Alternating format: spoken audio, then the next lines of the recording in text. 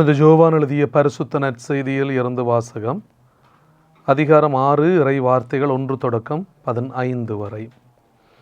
அக்காலத்தில் இயேசு கலிலேய கடலை கடந்து மறுகரைக்கு சென்றார். அதற்கு திபேரிய கடல் என்றும் பெயர் உண்டு. உடல் நலமற்றோருக்கு அவர் செய்து வந்த அரும் அடையாளங்களைக் கண்டு மக்கள் பெரும் திரளாய் அவரை பின்தொடர்ந்தனர். இயேசு மலைமேல் ஏறி தம் சீடரோடு அமர்ந்தார். ஜூதருடைய பாஸ்கா விழா அண்மையில் நிகழவிருந்தது. இயேசு நிமிர்ந்து பார்த்து மக்கள் பெரும் திரளாய் அவரிடம் வருவதைக் கண்டு, இவர்கள் உண்பதற்கு நாம் எங்கிருந்து அப்பம் வாங்கலாம் என்று பிலிப்பிடம் கேட்டார். தாம் செய்யப்போவதை அறிந்திருந்தும் அவரை சோதிப்பதற்காகவே இக்கேள்வியை கேட்டார். பிலிப்பு மறுமொழியாக 200 தெனாரியத்துக்கு அப்பம் வாங்கினாலும் ஆளுக்கு ஒரு சிறு துண்டும் கிடைக்காதே என்றார். அவருடைய சீடருள் ஒருவரும் சீமோன் பேதுருவின் சகோதரனுமான அந்திரேயா, இங்கே சிறுவன் ஒருவன் இருக்கிறான், அவனிடம் 5 வாற்கோதுமை அப்பங்களும் 2 மீன்களும் உள்ளன, ஆனால் இத்தனை பேருக்கு இவை எப்படி போதும் என்றார். இயேசு மக்களை அமரச் செய்யுங்கள் என்றார். அப்பகுதி முழுவதும் புல்தரையாயிருந்தது. அமர்ந்திருந்த ஆண்களின் எண்ணிக்கை ஏறக்குறைய 5000. இயேசு அப்பங்களை எடுத்து கடவுளுக்கு நன்றி செலுத்தி அமர்ந்திருந்தோருக்கு கொடுத்தார். அவ்வாறே மீன்களையும் பகிர்ந்தளித்தார். அவர்களுக்கு வேண்டிய மட்டும் கிடைத்தது. அவர்கள் வயிறார உண்ட பின் ஒன்றும் வீணாகாதபடி எஞ்சிய துண்டுகளை சேர்த்து வையுங்கள் என்று தம் சீடரிடம் கூறினார். மக்கள் உண்டபின் 5 வாற்கோதுமை அப்பங்களிலிருந்து எஞ்சிய துண்டுகளை சேர்த்து சீடர்கள் 12 கூடைகளில் நிரப்பினார்கள். இயேசு செய்த இந்த அரும் அடையாளத்தை கண்ட மக்கள், உலகிற்கு வரவிருந்த இறைவாக்கினர் உண்மையில் இவரே என்றார்கள். அவர்கள் வந்து தம்மை பிடித்து கொண்டு போய் அரசராக்கப் போகிறார்கள் என்பதை உணர்ந்து இயேசு மீண்டும் தனியாய் மலைக்கு சென்றார். இது வாழ்வு தரும் இயேசு கிறிஸ்துவின் நற்செய்தி. கிறிஸ்துவே உமக்கு புகழ். இயேசுவிலே அன்புமிக்க சகோதர சகோதரிகளே, பொதுக்காலத்தினுடைய 17வது வாரத்துக்குள்ளே நாங்கள் நுழைகின்றோம். இறை வார்த்தையினுடைய வல்லமே சற்று ஆழமாக நாங்கள் பார்க்கின்ற போது ஊரெல்லாம் நாடெல்லாம் பஞ்சம் ஏற்பட்டிருக்கிறது. கிறிஸ்து பிறப்பதற்கு சில நூற்றாண்டுகளுக்கு முன்பாக இஸ்ராயல் நாட்டிலே நடந்த ஒரு நிகழ்ச்சி. பஞ்சம் தலைவிரித்து தாண்டவம் ஆடியது. ஊருக்குள்ளே ஒன்று, இந்த தலைவிரித்து தாண்டவம் ஆடிய ஊர்களுக்குள்ளே ஒன்று பாகால் சாலிசா என்கின்ற ஊராகும். அந்த ஊரில் நல்லவர் ஒருவர், அவர் எலிசா என்னும் புனிதருக்கு 20 வாற்கோதுமை அப்பங்களை தானமாக கொடுத்திருக்கிறார். அதில் இறைவாக்கினரோ, எனக்கு உணவு இல்லை என்றாலும் பரவாயில்லை, இந்த ஊர் மக்கள் பசி இல்லாமல் அவர்கள் வாழ வேண்டும், ஆகவே இவற்றை கொண்டு போய் இல்லாதவர்களுக்கு கொடு என்று சொல்லிவிட்டார். தானம் செய்தவரோ பெரியவரோ, இந்த ஊரில் நூற்றுக்கணக்கான மக்கள் இருக்கிறார்கள், அத்தனை பேருக்கும் இவை எப்படி போதும் என்று சொல்லுகிறார். அதற்கு எலிசா இறைவாக்கினர் சொல்லுவார், கொடுப்பவர்களுக்கு கடவுள் நிச்சயம் கொடுப்பார். நான் சொன்னது போல் நீர் செய்யும், நீ கொடுத்த பிறகும் மீதி இருக்கும் என்று சொல்லுவாராம். அந்த நல்லவரும் அப்படியே செய்கிறார். கொடுக்க கொடுக்க அப்பங்கள் குறையவே இல்லை. புதுமையிலும் புதுமை ஒன்று நிகழ்கிறது, இனிமையிலும் இனிமையாக இருக்கிறது, வளமையிலும் வளமையாக அது இருக்கிறது, அருமையிலும் அருமையாக அது இருக்கிறது. அன்புமிக்க சகோதர சகோதரிகளே, கொடுப்பவர்களுக்குத்தான் கொடுக்கப்படும் என்பதைத்தான் இன்றைய இறை வார்த்தை மிகவும் சிறப்பாக எங்களுக்கு சொல்லுகிறது. நாம் இன்று வாழ்ந்து கொண்டிருக்கிற சூழலிலே இந்த பகிர்தல் என்கின்ற அந்த அற்புதமான பண்பு எங்களிடத்தில் இருக்கிறதா என்ற ஒரு பெரிய கேள்வி. அன்பானவர்களே, பகிர மனமில்லாத பலரை நாங்கள் பார்க்கிறோம். பகிர்வு என்று சொல்லுவது எங்களிடம் உள்ளதை மற்றவர்களோடு பகிர்ந்து கொடுப்பது. இது ஒரு அழகான ஒரு அற்புதமான ஒரு பண்பு. அன்று கொடுத்து கொடுத்து விரிந்து போன கரங்களும் இதயங்களும் இன்று சுயநலம் என்கின்ற சூறாவளியினாலே ஏனோ தெரியவில்லை, அது மிகவும் சுருங்கி போயிருக்கிறது. ஒரு கதை இருக்கிறது அன்பானவர்களே. ஒரு வங்கி மேலாளர், அவர் ஒரு ட்ரெயினுக்காக காத்து கொண்டு இருக்கிறார். அங்கே அவர் ட்ரெயினுக்காக காத்து கொண்டு இருக்கின்ற போது அவர் ஒரு பத்திரிகையை வாங்கி அங்கே வாசிக்கிறார். அந்த நேரத்திலே அவர் அந்த பத்திரிகையை வாங்கி வாசிக்கிற நேரத்திலே ஒரு பிஸ்கட் பேக்கெட் அதையும் அவர் பக்கத்திலே வைத்திருக்கிறார்.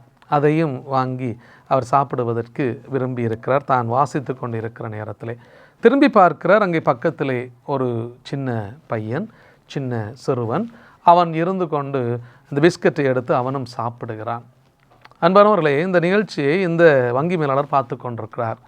முதல் பிஸ்கட்டை அவன் சாப்பிடுகிறான், இரண்டாவதை இந்த வங்கி மேலாளர் சாப்பிடுகிறார், மூன்றாவதை அவன் சாப்பிடுகிறான், நாலாவதை இவர் சாப்பிடுகிறார், ஐந்தாவதை அவன் சாப்பிடுகிறான். அப்போது இவருக்கு உள்ளே ஒரு எண்ணம் இருந்திருக்கிறது. என்ன, இவன் என்னுடைய பிஸ்கட்டை இப்படி சாப்பிட்டு கொண்டே இருக்கிறானே, இந்த பிள்ளையை தந்த பெற்றோர்கள் நல்லாக வளர்க்கவில்லையா என்று அவனுக்குள்ளே ஒரு பெரிய விஷயம். அப்போது இந்த வங்கி மேலாளர் இந்த பத்திரிகையை வாசிப்பதும் வாசிக்காததுமாக இவனையே பார்த்து கொண்டிருக்கிறார். அடுத்த பிஸ்கட்டையும் அவன் சாப்பிடுகிறான், இவரும் சாப்பிடுகிறார். இறுதியாக ஒரு பிஸ்கட் மிஞ்சி விட்டது. அந்த பிஸ்கட்டை இந்த வங்கி மேலாளர் எடுப்பதற்கு முன்பாகவே அந்த சிறுவன் எடுத்து விடுகிறான். அப்போது இவர் உள்ளத்துக்குள்ளேயே கனந்து போயிருக்கிறார். இவர் உள்ளத்துக்குள்ளே பேசி இருக்கிறார். என்ன இது, இப்படிப்பட்ட ஒரு பிள்ளையா, இது ஏன், எந்த பெற்றோருக்கு இந்த பிள்ளை பிறந்திருக்கிறது அப்படின்னு சொல்லி இவர் மிகவும் வியந்து போய் அவனை பார்த்து கொண்டிருக்கிறார். ஏன் இந்த பிள்ளை இப்படி வளர்த்திருக்கிறார்கள் அப்படின்னு சொல்லி அவன் என்ன செய்கிறான் அப்படின்னு சொன்னான். அன்பானவர்களே, அந்த இறுதியாக அவன் எடுத்துக்கொண்ட பிஸ்கட்டையும் உடைத்து பாதியை தான் எடுத்துவிட்டு மிச்ச பாதியை இந்த வங்கி மேலாளருக்கு கொடுக்கிறான். அவரும் அதை பெற்றுக்கொள்ளுகிறார். இப்படி இவர்கள் எடுக்கின்ற போது அன்பானவர்களே, ட்ரெயின் வந்து விடுகிறது. இந்த ட்ரெயினுக்குள்ளே இவர்கள் ஏறி விடுகின்றார்கள். அங்கே ட்ரெயின் போய்கொண்டிருந்தது. அங்கே ட்ரெயின் போய்கொண்டிருந்த போது இந்த வங்கி மேலாளர் அவர் இருக்கிறார். அவர்களுக்கு முன்னாலே ஒரு தந்தை தாய் இந்த சிறுவனும் அங்கே இருக்கிறான். இவருக்கு அந்த தந்தை தாயை பார்க்கிறோம், மிகவும் கோபமாக இருக்கிறது. இப்படிப்பட்ட ஒரு பிள்ளையை நீங்கள் பெற்றிருக்கிறீர்களே, மற்றவரிடமிருந்து பறித்து எடுக்கிறான் அப்படின்னு சொல்லி இவர் நினைத்து கொண்டு இருந்திருக்கிறார். 1-2 மணித்தியாலங்களுக்கு பிற்பாடு அங்கே டிக்கெட் செக் பண்ணுவதற்காக ஒருவர் ஏறி இருக்கிறார். அப்போது அவர் வந்து எல்லாரிடமும் டிக்கெட்டை பார்த்து கொண்டு போகிற போது இந்த வங்கி மேலாளர் இடத்திலே டிக்கெட்டை கேட்டிருக்கிறான். அவர் தன்னுடைய டிக்கெட்டை எடுப்பதற்காக தன்னுடைய பேக்குக்குள்ளே கையை விட்ட போது அன்பானவர்களே, அவருக்கு சங்கடமாக இருந்தது. ஏனால் அவர் வாங்கிய பிஸ்கட் பேக்கெட் அந்த பேக்குக்குள்ளே இருந்திருக்கிறது. அவர் உண்ட அந்த பிஸ்கட் எல்லாமே இந்த சிறுவனினுடைய பிஸ்கட். அவன் குழப்படி செய்கிறான் அப்படின்னு சொல்லிவிட்டு அவனுடைய பெற்றோர்கள் அவனுக்கு ஒரு பிஸ்கட் பேக்கெட்டை வாங்கி கொடுத்திருந்தார்கள். அன்பானவர்களே, இதில் ஒரு விடயத்தை நாங்கள் பார்க்க முடியும். இந்த சிறுவன் இந்த பெரியவருக்கு இறுதி பிஸ்கட்டிலே கூட பாதியை எடுத்து வந்து பாதியை கொடுத்திருக்கிறான். மனம் நொந்து போகிறார் இந்த வங்கி மேலாளர். இப்படிப்பட்ட ஒரு சிறுவனை பற்றி நான் எப்படி நினைத்திருக்கிறேன். கொடுக்கிற ஒரு பண்பு அன்பானவர்களே, அது சிறு வயதில் இருந்து எங்களிடம் ஆரம்பிக்க வேண்டும். அதனால்தான் எங்களுடைய வீட்டுக்கு யாராவது வந்தால் பெற்றோர்கள் நீங்கள் எதையுமே கொடுக்க விரும்பாதீர்கள். உணவுக்காக யாராவது வந்தாலும் உங்களுடைய பிள்ளைகள் இடத்திலே கொடுத்து விடுங்கள். காரணம் என்ன தெரியுமா? அந்த சின்ன வயதிலேயே அந்த பிள்ளைகள் கொடுக்க வேண்டும் என்கின்ற அந்த உணர்வை பெற்றுக்கொள்ளுவார்கள்.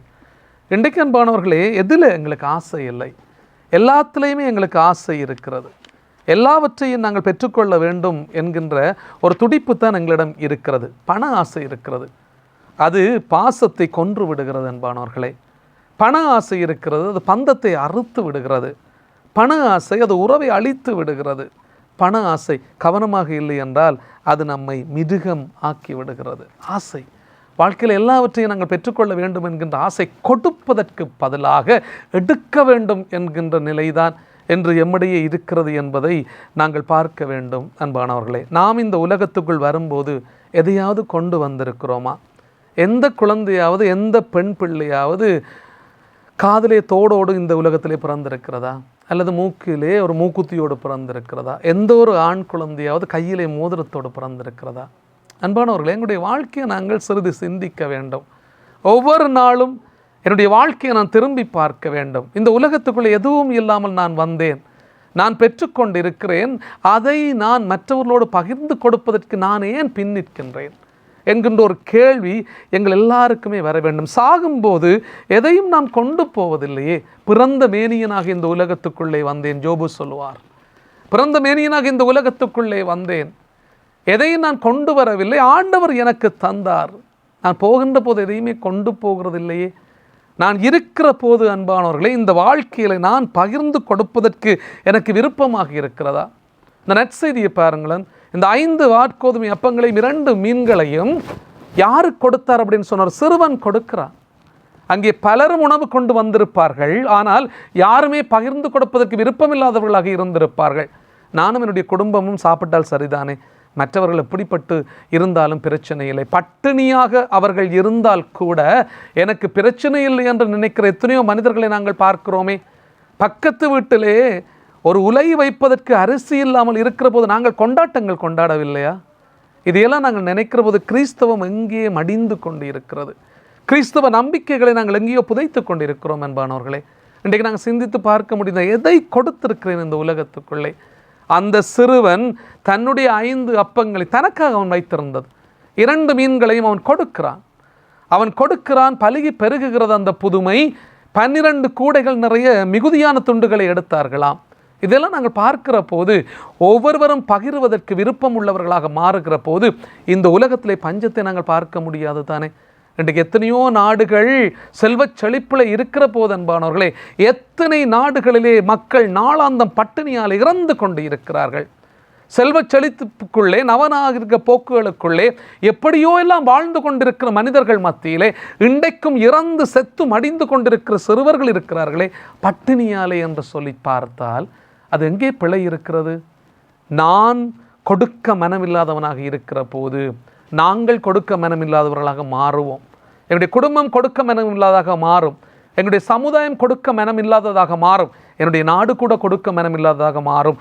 அப்போது இந்த உலகத்திலே பஞ்சத்தை நாங்கள் ஒழித்து விடவே முடியாது. ஏனெனில் ஒரு மனிதன் மற்ற மனிதனுக்கு கொடுப்பதற்கு விருப்பம் இல்லாமல் இருக்கிறோம். அன்பானவர்களே, எதையெல்லாம் எடுத்துக்கொள்ள வேண்டும் என்ற ஆசைதான் எங்களிடத்தில் இருக்கிறது. இன்றைக்கு நாங்களுடைய வாழ்க்கையை திரும்பி பார்க்க முடியும் தானே. கண்ணதாசன் சொல்லுவான், வீடு வரை உறவு, வீதி வரை மனைவி, காடு வரை பிள்ளை, கடைசி வரை எங்களோட யாருமே வாரதில்லை, நாங்கள் மட்டும்தான் போய்கொண்டு இருக்கிறோம். இந்த வங்கி மேலாளர் இவ்வளவு படித்தவர், எத்தனை பேருக்கு பொறுப்பாக இருக்கின்ற ஒரு மனிதனிடத்திலே இல்லாத ஒரு மனித நேயத்தையும் அற்புதமான மனித பண்பையும் அந்த சிறுவன் சொல்லிக் கொடுத்தான். பார்த்தீர்களா? தன்னிடம் இருந்த இறுதி பிஸ்கட்டை கூட அவன் உடைத்து அவருக்கு பகிர்ந்து கொடுக்கிறான். வெட்கப்பட்டு போகிறார் அந்த வங்கி மேலாளர். நான் இவ்வளவு பணம் இருக்கிறது, இவ்வளவு பதவி இருக்கிறது, இவ்வளவு பட்டம் இருக்கிறது, மனிதநேயம் இல்லாமல் போய்விட்டது எனக்கு. சரி, அந்த சின்ன பிள்ளை தானே இதை சாப்பிடட்டும் என்று சொல்லி நான் நினைக்கவில்லையே. நான் எப்படி நினைத்தேன் தெரியுமா?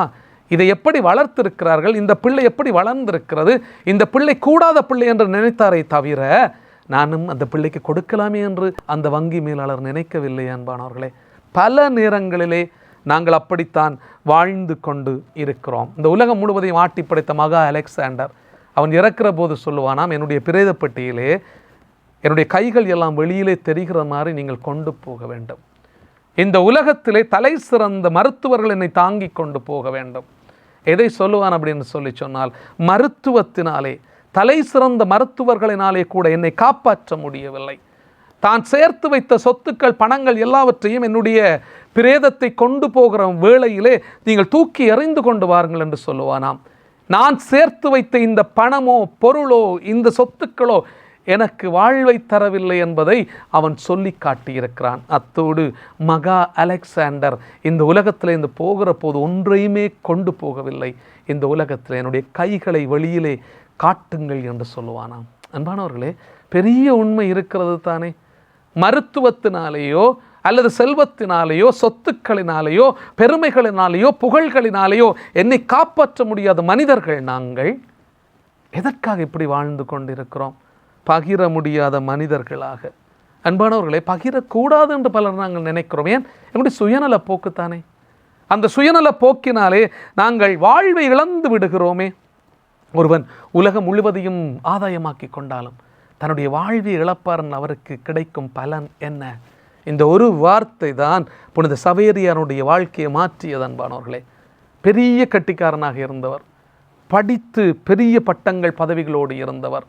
புனித இன்னாசியார் கேட்கிற இந்த கேள்வி அவரை தூக்கி வாரி போட்டது. ஒருவன் உலகம் முழுவதையும் ஆதாயமாக்கி கொண்டாலும் தன்னுடைய வாழ்வியை இழப்பார்கள், அவருக்கு கிடைக்கும் பலன் என்ன? எது அன்பானவர்களே என்னுடைய வாழ்க்கை? இவ்வளவு காலம் நான் வாழ்ந்திருக்கிறேனே, எதை நான் கொடுத்திருக்கிறேன்? என்னுடைய வாழ்க்கையிலே இறை உறவின் அன்பான மனிதர்களாக நாங்கள் இருக்க விரும்புகின்றோமா?